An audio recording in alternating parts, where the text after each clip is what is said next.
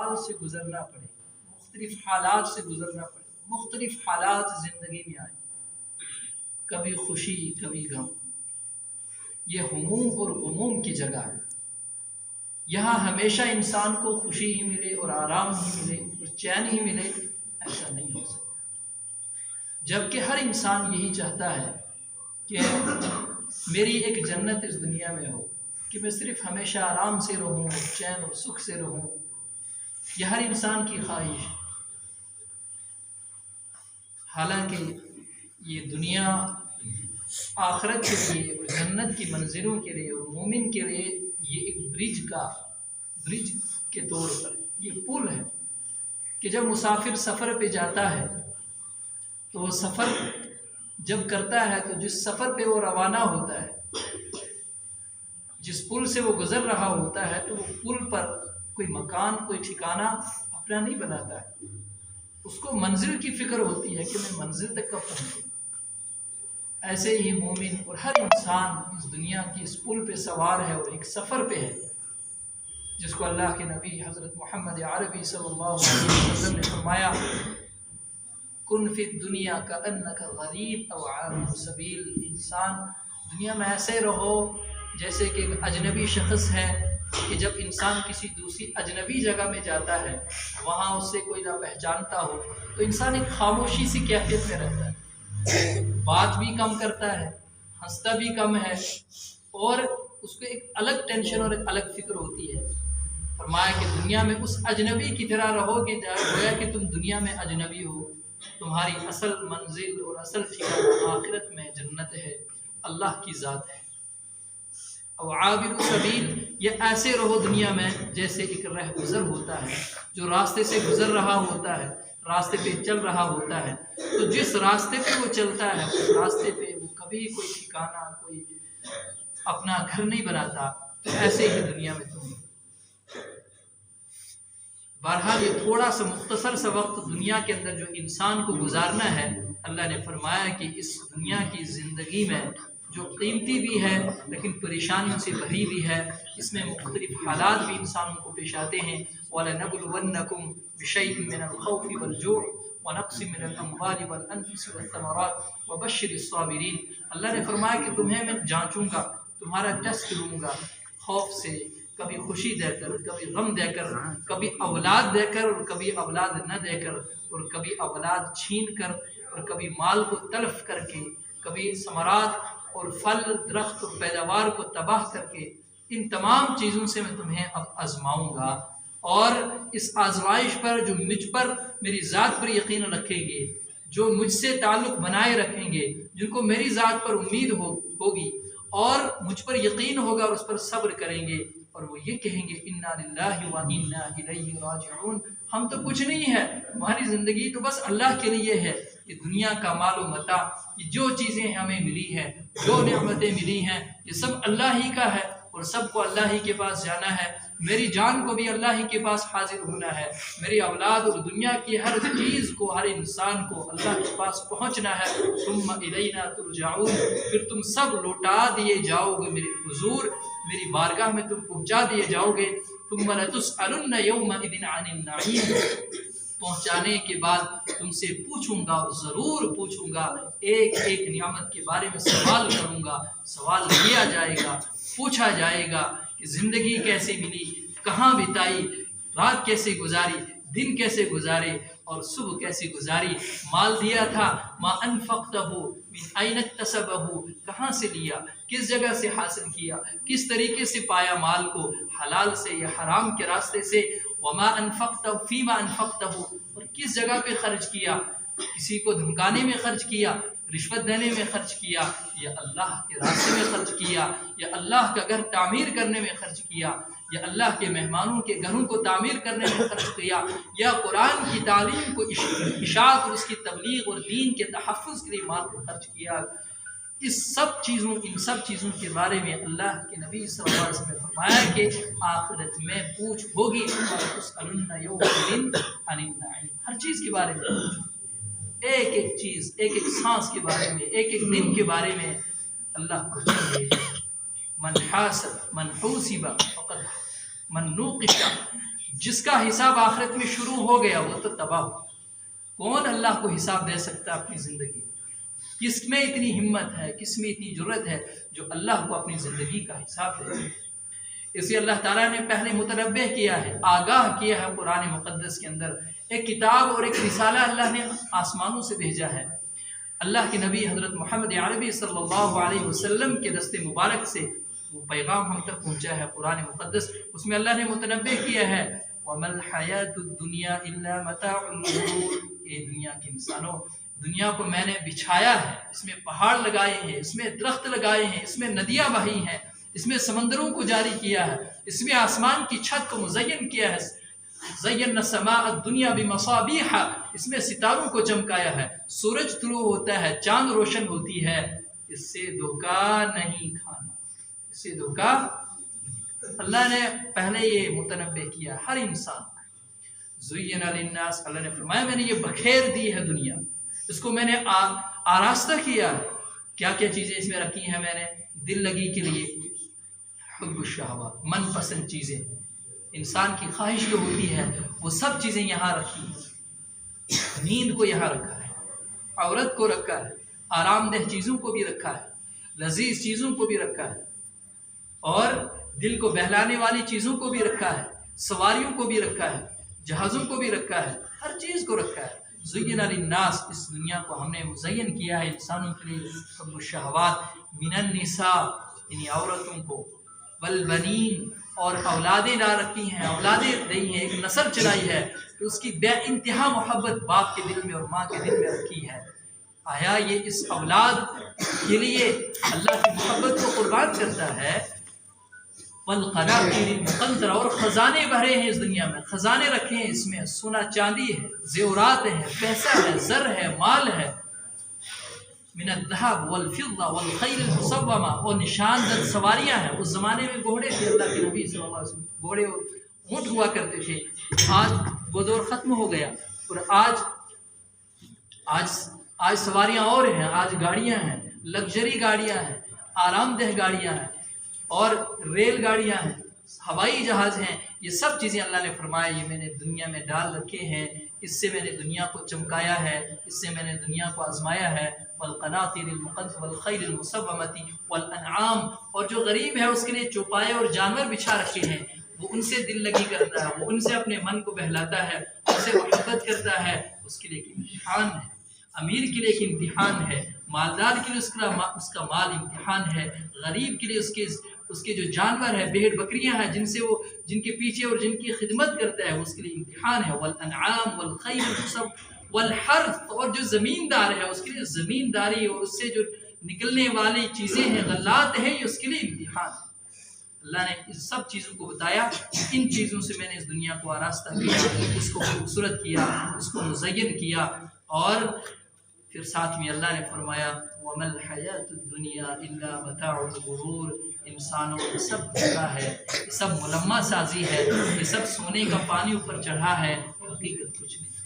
دنیا کی حقیقت یہ صفر ہے، یہ ختم ہونے والی ہے، یہ چور چور ہونے والی ہے، یہ ہواؤں میں بکھر جانے والی چیز ہے، اس کی کوئی حقیقت نہیں ہے۔ فَلَا يَغُرَّنَّكُمْ بِالْحَيَاةِ الدُّنْيَا وَلَا يَغُرَّنَّكُمْ بِاللَّهِ الْغَرُورُ۔ اللہ نے دوسری جگہ فرمایا، مختلف جگہوں پہ اللہ نے فرمایا انسان اور دنیا کی زندگی پہ دھوکہ نہیں کھانا، دھوکے میں نہیں پڑنا، اور اس دنیا سے اللہ کے حق میں دھوکہ نہیں کھانا، یہ دھوکے دینے والی چیز۔ متاع قلیل وما الحیاۃ الدنیا الا متاع قلیل، یہ دنیا کی زندگی تھوڑا مختصر سا سامان ہے، قلیل سامان ہے، زیادہ نہیں ہے، بہت مختصر ہے۔ متاع قلیل لعب ولہو، دوسری جگہ اللہ نے فرمایا انما الحیاۃ الدنیا لعب ولہو، یہ دنیا کی زندگی بس کھیل ہے اور تماشا ہے، اور اس کے سوا اس کی کوئی حیثیت نہیں۔ وزینت، اور ایک زینت ہے جو ہمیں چمکتی نظر آتی ہے۔ وتفاخر بینکم، اور آپس میں ایک دوسرے پر فخر کرنا ہے۔ وتکاثر فی الاموال، اور مال میں ایک دوسرے سے آگے بڑھنے کی ریس اور اس کی محنت کرنا ہے کہ میں کیسے اس سے زیادہ مالدار ہو جاؤں، اس سے زیادہ مال میرے پاس کیسے آ جائے۔ ایک حدیث میں ہے کہ انسان اس دنیا میں کہتا ہے مالی مالی مالی، یہ میرا مال ہے، یہ یہ میرا مال ہے، یہ میرا مال ہے، حالانکہ یہ اس کا مال نہیں ہے، اس کا مال دھوکا ہے۔ اصل ٹھکانہ تو آخرت ہے۔ اللہ کے نبی صلی اللہ علیہ وسلم نے فرمایا غزوہ خندق کے موقع پر جب وہ غزوہ ہو رہا تھا، آپ علیہ الصلوۃ والسلام خندق کھود رہے تھے، تو اللہ کے نبی نے فرمایا وَمَا الْعَيْشُ إِلَّا عَيْشُ الْآخِرَةِ، دنیا تو بس زندگی تو بس آخرت کی زندگی، کیا فرمایا، زندگی تو بس آخرت کی زندگی ہے۔ فَاغْفِرِ الْمُهَاجِرَ فَاغْفِرِ الْأَنصَارَ وَالْمُهَاجِرَ، اے اللہ جو میرے ساتھی ہیں انصار اور مہاجرین صحابہ، ان کو بخش دیجئے، ان کی مغفرت کریجئے۔ وَمَا الْعَيْشُ إِلَّا عَيْشُ الْآخِرَةِ، زندگی تو بس آخرت کی زندگی۔ زندگی کون سی ہے؟ آخرت کی زندگی۔ دنیا کی زندگی وہ زندگی نہیں کہ جس میں انسان اپنے دل کو لگائے، جس پر انسان یقین رکھے، جس پر انسان اپنے دل کو وابستہ جس کے ساتھ کرے۔ اس لیے اللہ تعالیٰ نے فرمایا کہ متنبہ کیا ہے کہ دنیا کی زندگی سے، دنیا کے مال سے، اموال سے، اولاد سے، ہر چیز سے، دنیا میں جو کچھ تمہیں نظر آئے گا، اس میں ٹیکنالوجی بھی ہے، اس میں یہ سب چیزیں روز بروز جو آتی ہیں دنیا میں، وجود میں آتی ہیں، نئی نئی چیزیں ایجاد ہوتی ہیں، یہ سب دنیا کا نقشہ ہے۔ اس کو اللہ نے فرمایا ان سب چیزوں سے میں نے دنیا کو آراستہ کرنا ہے تمہارے امتحان کے لیے، لیکن خبردار دھوکے میں نہیں پڑنا، دھوکہ اس سے نہیں کھانا، اس سے دھوکہ نہیں کھانا۔ اللہ کے نبی صلی اللہ علیہ وسلم نے دو جملوں میں، دو لفظوں میں دنیا کی حقیقت کو بیان کرنا، حلوۃ خضرۃ۔ ہاں یہ دنیا کیا ہے؟ میٹھی ہے، بہت میٹھی ہے، اور خضرۃ، اور کیسی ہے؟ سرسبز و شاداب نظر آتی ہے، سرسبز و شاداب۔ انسان کے پاس مال ہو تو انسان اطمینان کی سی کیفیت پاتا ہے، اپنے دل میں ایک سکون محسوس کرتا ہے۔ اس کے پاس اولاد ہو، شادی ہو گئی، اولاد آ گئی تو انسان کو اطمینان ہو جاتا ہے۔ اگر اس اطمینان کی بنیاد پر یہ اللہ کو بھول گیا، نمازوں سے غافل ہو گیا، قرآن کی تلاوت سے غافل ہو گیا، آخرت سے بے فکر ہو گیا، رسول اللہ صلی اللہ علیہ وسلم کی زندگی سے، ان کے طریقوں سے، ان کی اس ساری زندگی سے، احادیث مبارکہ سے، شریعت اسلامیہ سے اگر یہ چین، یہ سکون، یہ مال اس کو بے فکر کرتا ہے تو گویا کہ اس نے دھوکہ کھایا۔ کیا کہا اس نے؟ دھوکہ۔ اب حقیقت اس کی کھلے گی موت کے وقت، حقیقت کی آنکھ اس وقت کھلے گی۔ اللہ کے نبی صلی اللہ علیہ وسلم سفر معراج پر جب جا رہے تھے تو راستے میں آپ جب گزر رہے تھے تو آپ کو مختلف عجائب دکھائے، عجائبات دکھائے گئے، تو آپ نے دیکھا کہ ایک بوڑھی کہہ رہی تھی، آپ علیہ الصلوۃ والسلام کو پکار رہی تھی، یا محمد یا محمد یا محمد۔ کیا کہہ رہی تھی؟ یا محمد۔ بوڑھی آپ کو مخاطب کر رہی تھی، تو جبریل امین علیہ الصلوۃ والسلام نے فرمایا کہ جواب نہیں دینا، اس بوڑھی کو جواب نہیں۔ کہا کہ یہ دنیا، یہ بوڑھی، یہ کون ہے؟ یہ دنیا۔ اگر لو اجبتها لغوت امتک، اگر آپ نے اس کو جواب دیا ہوتا تو یہ دنیا آپ کی امت کو بیکار اور گمراہ کر دیتی، اپنی لپیٹ میں لے لیتی، پھر کوئی نہیں بچتا دنیا میں آپ کی امتی میں سے جو دنیا کے دھوکے میں نہیں پھنستا اور دنیا سے دھوکا نہیں۔ جو اللہ والے ہوتے ہیں، جن کو حقیقت کا علم ہوتا ہے، جن کو فہم ہوتی ہے، جن کو اس بات کا اندازہ ہوتا ہے آخرت اصل ہے، اصل مقام تو آخرت میں ہے، جنت میں ہے، وہ تو اس دنیا کو اپنے پاؤں کی نوک پہ رکھتے ہیں، وہ اس دنیا سے کوئی لینا دینا نہیں رکھتے، دنیا سے وہ دل لگی نہیں کرتے۔ اس لیے حضرت جبریل علیہ السلام نے کہا جواب نہیں دینا، اجبتها لغوت امتک، اگر آپ نے جواب دیا ہوتا تو اللہ کے نبی صلی اللہ علیہ وسلم کا آپ پر بڑا فضل ہے کہ آپ نے جواب نہیں دیا، ہو سکتا ہم سب دھوکے میں پڑ جائیں، ہم سب دھوکہ کھا جائیں۔ اس لیے اللہ نے یہ دنیا جو رکھی ہے ہماری امتحان کے لیے رکھی، کبھی پریشانیوں کی صورت میں امتحان ہوتا ہے، کبھی خوشیاں دے کر اللہ امتحان آزماتے ہیں، شکر کرتا ہے یا غفلت میں رہتا ہے۔ شیخ شادی شیرازی رحمۃ اللہ علیہ فرماتے ہیں کہ دنیا کیا چیز ہے؟ دنیا، بزرگ فرماتے ہیں کہ دنیا کی حقیقت کیا ہے؟ دنیا یہ نہیں ہے کہ ہم دکانداری کر رہے ہیں، صرف یہ دنیا ہے، ہم دنیا کے کام کاج کر رہے ہیں، یہ دنیا نہیں ہے۔ دنیا فرمایا من اغفل عن ذکر اللہ، دنیا وہ چیز ہے جو انسان کو اللہ سے غافل کرے۔ گویا کہ دنیا کا وہ دھندا، دنیا کا وہ کام جو انسان کو اللہ سے غافل کرے، وہ اصل میں دنیا ہے جو دھوکہ انسان کو ہے۔ اور اگر دنیا کے کاموں میں انسان کو اللہ کی یاد برقرار رہے، اللہ کا استحضار رہتا ہے، اللہ کو یاد کرتے رہتے ہیں، پھر وہ دنیا اس کے لیے مصیبت نہیں، پھر وہ دنیا اس کے لیے تباہ کن نہیں، بلکہ یہ دنیا اس کے لیے ذریعہ آخرت ہے اور آخرت میں نجات کا ذریعہ۔ اگر وہ دکان پر بیٹھ کر اللہ کو یاد رکھتا ہے، اللہ کا استحضار رکھتا ہے، اس کو ایک فکر سوار رہتی ہے کہ جس کام میں ہوں، جس مشن میں ہوں، جس فعل میں ہوں، جس کام کے لیے بیٹھا ہوں، اس میں اللہ کے نبی صلی اللہ علیہ وسلم کا کیا حکم ہے، کیا فرمان ہے، میرا اللہ مجھ سے اس میں کیا چاہتے ہیں، یہ کام کس طرح کرنا چاہتے ہیں۔ جو ملازمت پر ہے اگر وہ اس میں اللہ کا استحضار رکھتے ہیں تو یہ دنیا نہیں ہے، یہ آخرت کا ثمرہ ہے، آخرت کی کھیتی باڑی ہے، جس کو اللہ تعالیٰ نے فرمایا وَلَلْآخِرَةُ خَيْرٌ لَكَ مِنَ الْأُولَىٰ، دنیا آخرت کے مقابلے میں مختصر ہے اور آخرت ابقا بہتر ہے اور ہمیشہ رہنے والی چیز آخرت۔ اللہ تعالیٰ نے قرآن مقدس کے اندر مختلف جگہوں پہ یہ بھی فرمایا، ایک تو متنبع کیا کہ دنیا سے دھوکہ نہیں کھانا، اور دنیا وہ چیز ہے جو انسان کو اللہ سے غافل کرے، اللہ کی یاد سے اس کو روکے، نماز پڑھنے سے جو دنیا اس کو روکے، دنیا کا جو فعل اس کو نماز پڑھنے سے باز رکھے، مسجد میں آنے سے اس کو روکے رکھے، دکان سے نہیں اٹھتا ہے اذان ہوتی ہے، وہ ہے کہ دنیا یہ اس کو اللہ سے غافل کر رہی ہے۔ اسی کو فرمایا ہے من کان یرید حرث الدنیا نؤتہ منہا، جو چاہے کتنا تم ہاتھ پاؤں مارو، جو چاہو تو تم کتنا دنیا کے حق میں محنت کرو، جو چاہو تم کتنی دنیا کی کھیتی کرو، کتنا دیں گے؟ دینے والے تو اللہ ہے۔ دینے والے کون ہیں؟ اللہ تعالیٰ۔ من کان یرید حرث الدنیا نؤتہ منہا، اللہ نے فرمایا تھوڑا سا دوں، ہاں ایک ذرہ دوں گا۔ ومن کان یرید حرث الآخرۃ، اور جو تھوڑی سی محنت آخرت کی کرے گا اور جو آخرت کی تھوڑی سی کھیتی کرے گا، اللہ نے فرمایا نزد لہ فی حرثی، ہم اس کی کھیتی کو بڑھائیں گے، اس میں اضافہ کریں گے، اس میں برکتیں ڈالیں گے، اس میں اضافہ کریں گے۔ کتنا اضافہ کریں گے؟ اضعافا مضاعفہ، اتنا بڑھائیں گے جس کا اندازہ نہیں، 2 گنا نہیں، 7 گنا، 70 گنا اور 700 گنا، اور بغیر حساب اللہ جتنا چاہیں گے۔ اللہ آخرت کی کھیتی کرنے والے کی کھیتی کو بڑھائے۔ آخرت کی کھیتی کیا ہے؟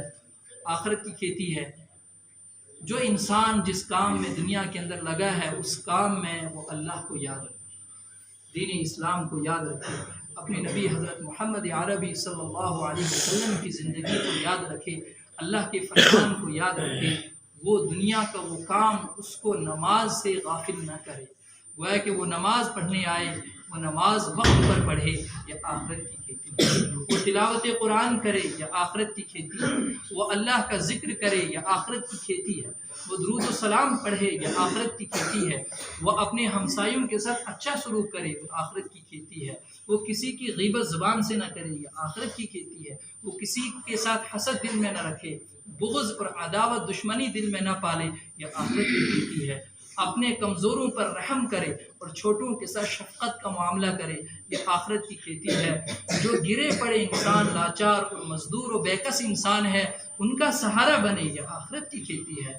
اپنے والدین کی اطاعت کرے، یہ آخرت کی کھیتی ہے۔ اپنے ہمسایوں اور اپنے دوستوں کے ساتھ اچھا رویہ رکھے، حسن اخلاق کا معاملہ رکھے، یہ آخرت کی کھیتی ہے۔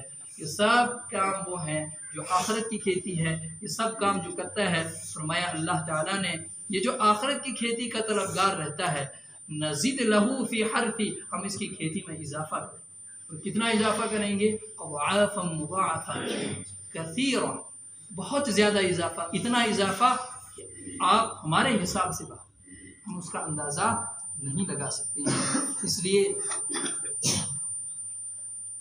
ضرورت اس بات کی ہے کہ دنیا کی زندگی مختصر زندگی ہے، اس زندگی کو حقیقت اور ابدی اور دائمی زندگی نہیں سمجھنا ہے۔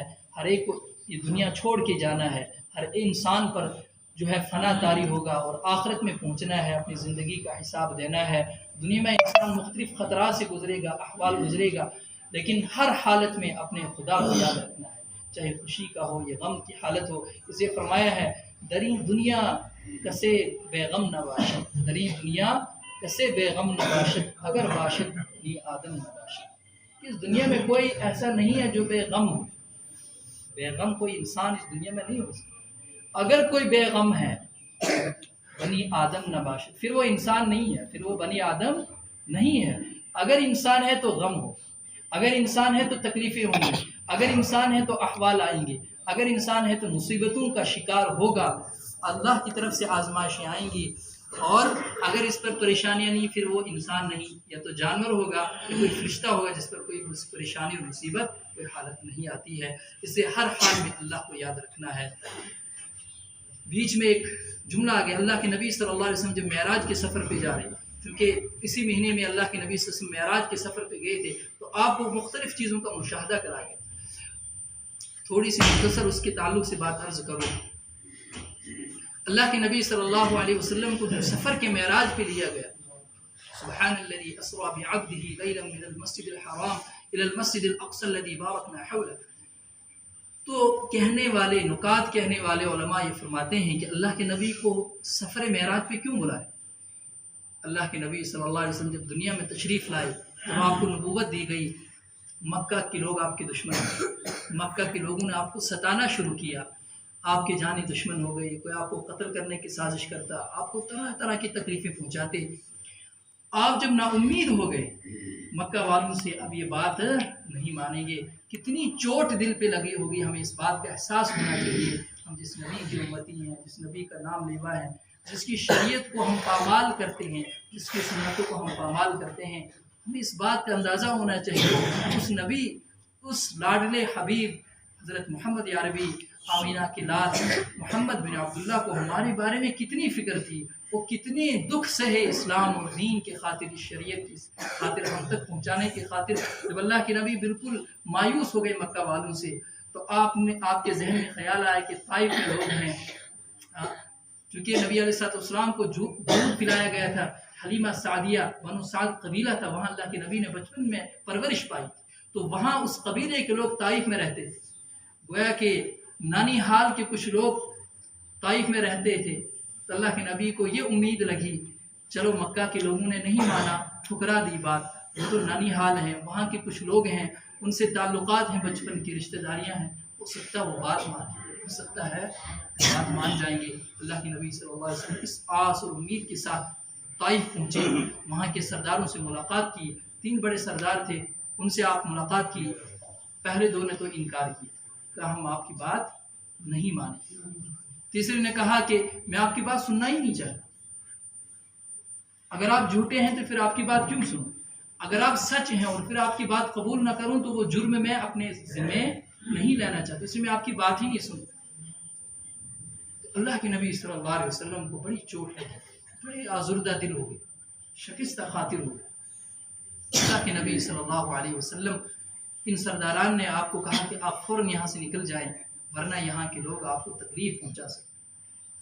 کچھ نوجوانوں کو ساتھ لگایا اور ان کو کہا کہ آپ ان کے ساتھ جائیں، ان کو اس شہر سے باہر کریں، یہ کوئی شخص آیا ہے اور یہ کہتا ہے کہ میں آخری نبی ہوں، میں محمد ہوں، اللہ کا رسول ہوں، جیسے اس کو شہر سے نکال دو، اس کا دماغی توازن شاید ٹھیک۔ ان بدمعاش نوجوانوں نے اللہ کے نبی صلی اللہ علیہ وسلم پر پتھر برسانا شروع، سنسار کرنا شروع۔ اللہ کے نبی صلی اللہ علیہ وسلم کو پتھر لگے، کوئی پیٹھ پہ لگا، کوئی کمر پہ لگا، کوئی کہاں لگا، اور خون اوپر سے رشتے رشتے نالین مبارک پر پہنچا، اور نالین مبارک اللہ کے نبی صلی اللہ علیہ وسلم کے جو جوتے مبارک تھے وہ خون سے رنگین، اور اتنے رنگین ہو گئے کہ وہ چپک گئے خون سے آپ کے پاؤں میں سے۔ آپ بے ہوش ہو کر ایک جگہ بیٹھے، ایک باغ کے کنارے پر، اور آپ کا دل شکستہ تھا۔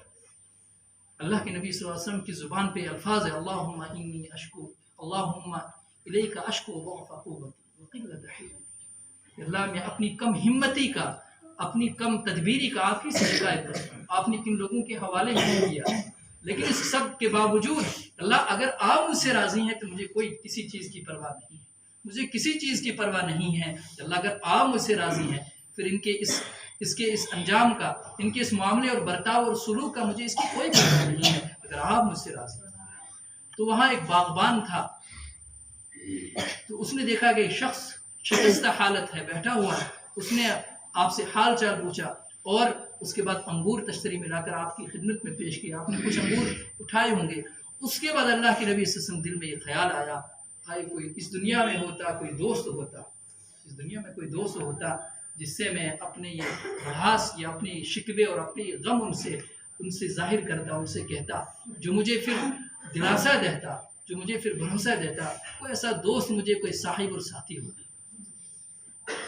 تو گویا کہ یہی بات علماء فرماتے ہیں اللہ کو پسند آئی، کہا کہ میرے محبوب دنیا میں کوئی تیرا دوست نہ ہو لیکن عرشوں پر تیرا خدا تیرا دوست ہے، وہ تجھے اپنی ملاقات کے لیے عرشوں پہ ہوگا۔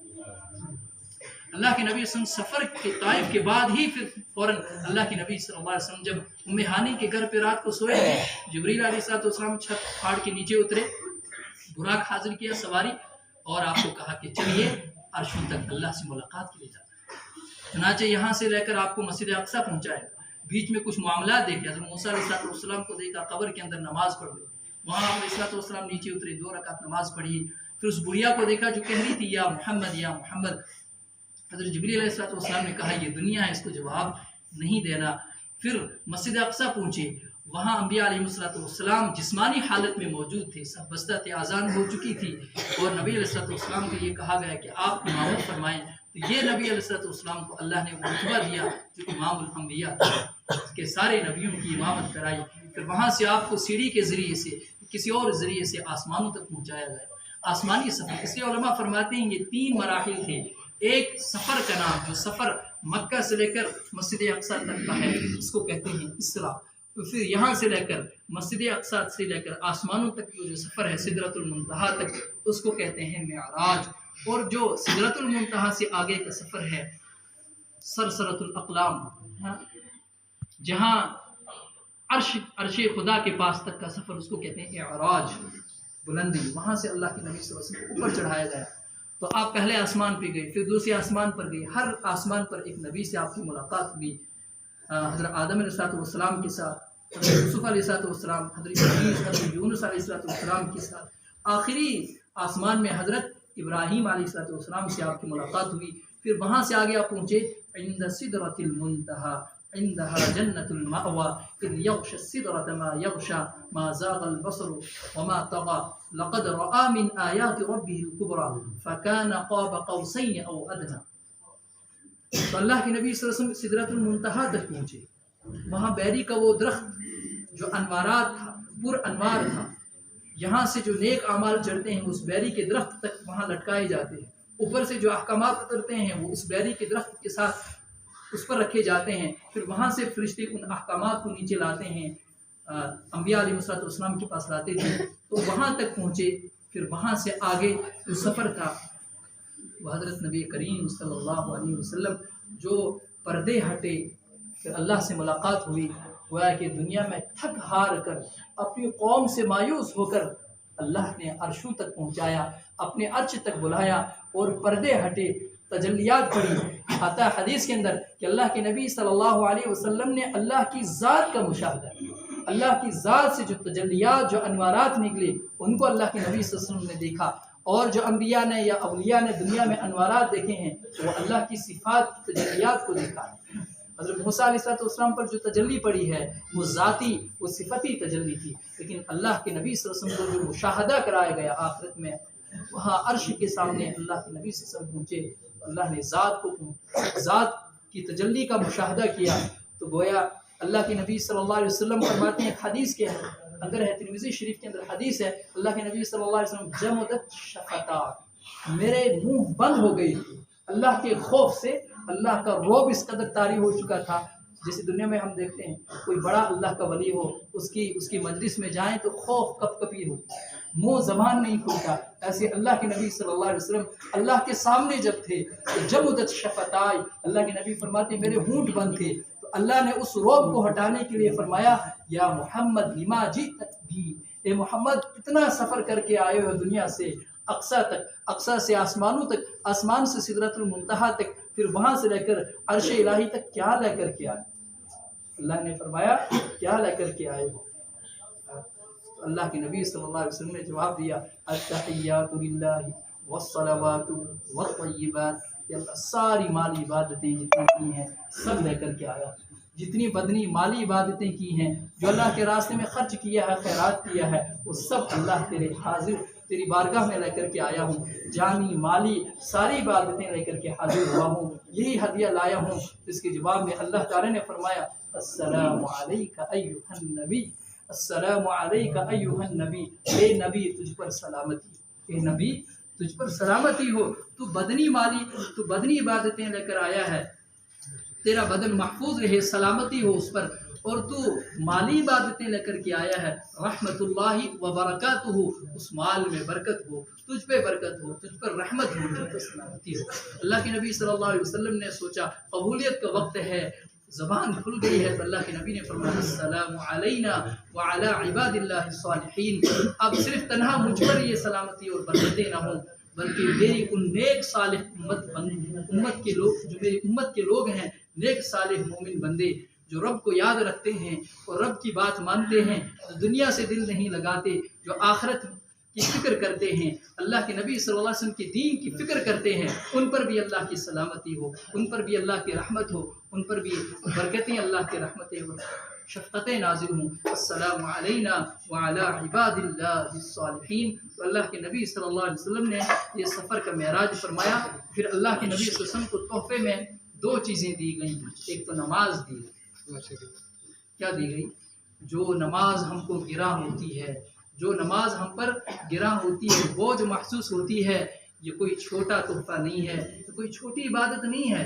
کتنا لمبا سفر کرنے کے بعد اللہ کے نبی صلی اللہ علیہ وسلم کو نماز کا تحفہ۔ اس امت کے مسلمانوں، ہمیں یہ دل میں عہد کرنا چاہیے کہ ہماری زندگی کا آج کے بعد کوئی ایسا دن نہیں گزرنا چاہے کہ جس دن میں ہماری کوئی نماز چھوٹے، کوئی نماز قضا۔ فرماتے ہیں علماء کی جو سفر کی اللہ کے نبی صلی اللہ علیہ وسلم نے، یہ رات کا جو سفر تھا، کتنی مدت؟ بعض نے کہا کہ 18 سال کی مدت۔